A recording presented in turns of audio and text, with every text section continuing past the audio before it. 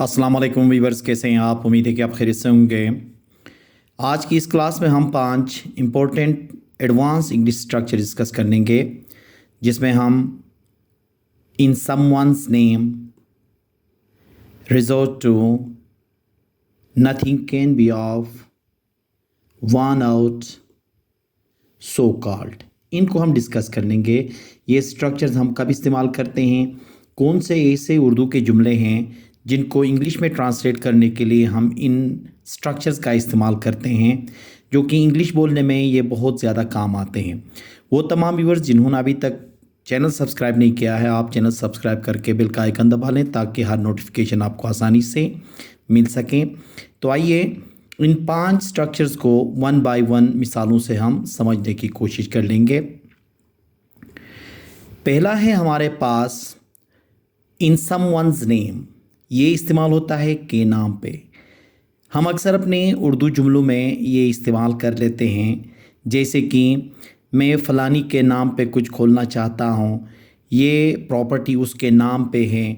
तो ऐसे जो जुमले होते हैं जिसमें हम के नाम पर या के नाम पे, इनको इंग्लिश में ट्रांसलेट करने के लिए हम क्या करेंगे, इन समवन नेम। ठीक है, इसका फार्मूला जो बनेगा वो कुछ इस मुताबिक बनेगा।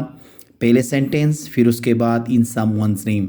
समवन का मतलब ये है कि कोई भी बंदा जिसका नाम पे कोई भी हो, तो उसका नाम वहाँ पे हम क्या करेंगे, वहाँ पे हम लगाएंगे। ठीक है ना, समवन्स का मतलब किसी का भी नाम।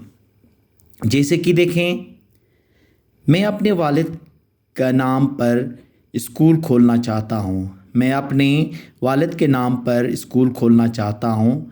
अब इसका क्या होगा, देखें, I want to open a school in my father's name. I want to open a school in my father's name. देखें ना, समवन यहाँ पे क्या है, फादर है, तो अब्बू के नाम पे या वालिद के नाम पे कहने के लिए फादर्स नेम इस्तेमाल होगा। ये मकान बहन के नाम पे है। ये मकान बहन के नाम पे है। This house is in sisters name. This house is in sisters name. आप अपनी अम्मी के नाम पे बैंक में अकाउंट खोल सकते हो। आप अपनी अम्मी के नाम पे बैंक में अकाउंट खोल सकते हो। You can open a bank account in your mother's name. You can open a bank account in your mother's name. ये जायदाद आपके नाम पर नहीं है। ये जायदाद आपके नाम पे नहीं है। This property is not in your name. This property is not in your name.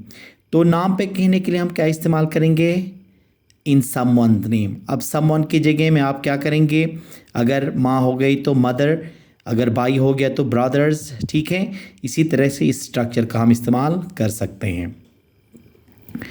दूसरा है हमारे पास रिजोर्ट टू, कुछ करने पे उतर आना।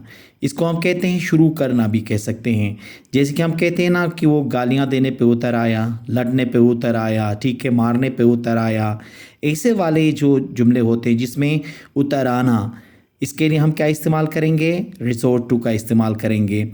इसमें हम स्टार्टेड भी कह सकते हैं। ठीक है, अब इसका फार्मूला जो बनेगा वो कुछ इस मुताबिक बनेगा। पहले सब्जेक्ट, फिर उसके बाद रिसोर्ट टू, फिर उसके बाद वर्ब की हमेशा फोर्थ फॉर्म इस्तेमाल होती है। अब इसकी मिसालें देखिए यहाँ पे, वो लड़ने पे उतर आया। वो लड़ने पे उतर आया। आप इस तरह से भी कह सकते हैं कि वो लड़ना शुरू किया या उसने लड़ाई शुरू की भी कह सकते हैं। ठीक है, अब इसका तर्जुमा होगा, he resort to fighting. He resorted to fighting. कल आपका भाई गालियाँ देने पे उतर आया। कल आपका भाई गालियाँ देने पर उतर आया।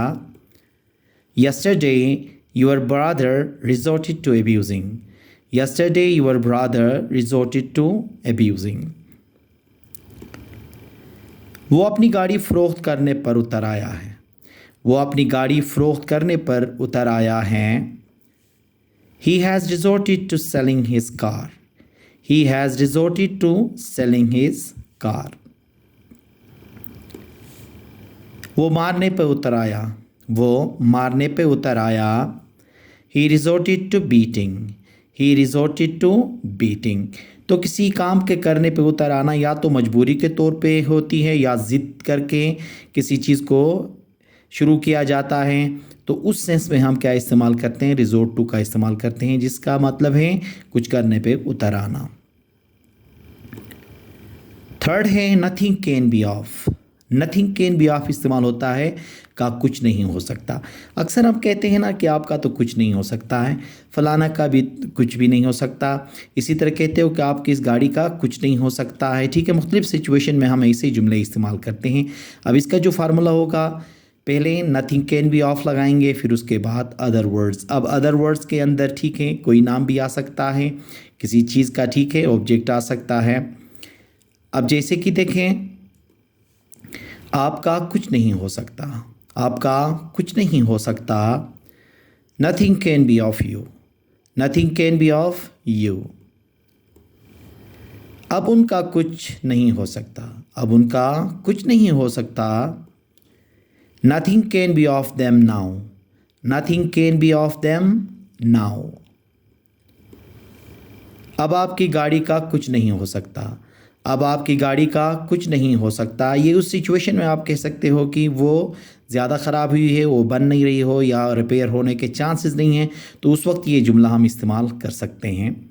इसका तर्जुमा होगा, देखें, nothing can be of your car now, nothing can be of your car now.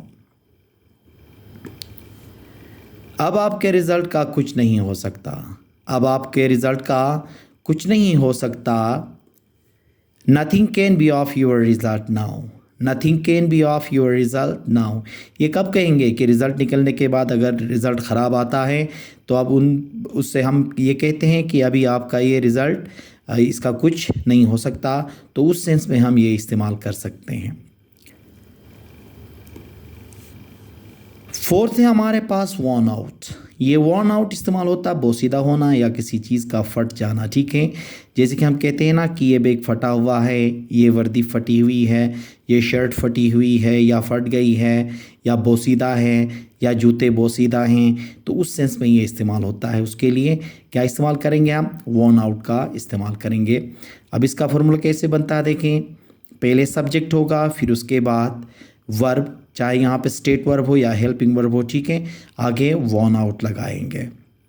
जैसे कि आपके जूते फटे हैं या आपके जूते फट गए हैं भी कह सकते हैं। अब इसका तर्जुमा होगा, देखें, your shoes are worn out, your shoes are worn out. उसकी शर्ट फटी है, उसकी शर्ट फटी है या उसकी शर्ट फट गई है। His shirt is worn out, his shirt is worn out। ये बैग फट गई है, ये बैग फट गई है। This bag is worn out, this bag is worn out। तो किसी चीज़ के बोसीदा होना या उसके फटने के लिए हम क्या इस्तेमाल करेंगे, worn out का इस्तेमाल करेंगे। यह है लास्ट हमारा स्ट्रक्चर जो कि है सो कॉल्ड। अब ये ज़्यादा इस्तेमाल होता है, आपको पता होना चाहिए डेली लाइफ के अंदर, जिसके मानी होते हैं नाम निहात या बराई नाम। अब इसका जो फार्मूला होगा, देखें, सब्जेक्ट, फिर उसके बाद हेल्पिंग वर्ब, आगे सो कॉल्ड प्लस आगे जो भी वर्ड्स आएंगे, ठीक है। जैसे कि वो एक नाम निहात डॉक्टर है, मतलब काबिल डॉक्टर नहीं है, वो एक बराई नाम डॉक्टर है भी हम कह सकते हैं। उसके लिए देखिए तर्जुमा इस तरह होगा, he is a so called doctor, he is a so called doctor. It means कि वो कोई सही डॉक्टर नहीं है, इस सेंस में इस्तेमाल होगा। असलम एक बराए नाम वकील है, असलम एक बराए नाम वकील है या असलम एक नाम निहाद वकील है। Aslam is a so called liar, Aslam is a so called liar. मैं कोई बराए नाम सियासतदान नहीं हूँ, मैं कोई बराए नाम सियासतदान नहीं हूँ। I am not a so called politician, I am not a so called politician. तो सो कॉल्ड हम कब इस्तेमाल करेंगे, बराए नाम या नाम निहात के लिए इस्तेमाल होता है। तो ये जो स्ट्रक्चर्स हैं ये डेली लाइफ में बहुत ज़्यादा इस्तेमाल होते हैं। तो इंग्लिश बोलने के लिए जब हम इन स्ट्रक्चर्स को पढ़ लेते हैं तो आसानी से हम अंग्रेज़ी बोल सकते हैं। ग्रामर के साथ साथ इनका भी होना बहुत ज़्यादा लाजमी है, क्योंकि इनके ज़रिए हम आसानी से अंग्रेज़ी सीख सकते हैं। तो आप भी इनकी प्रैक्टिस कर लें, लिख लें, सेंटेंसेस बनाएं, इंग्लिश लैंग्वेज के अंदर इस्तेमाल करें ताकि आपकी इंग्लिश बेहतर हो। उम्मीद है कि आज का ये लेक्चर आपको पसंद आया होगा। Thank you very much.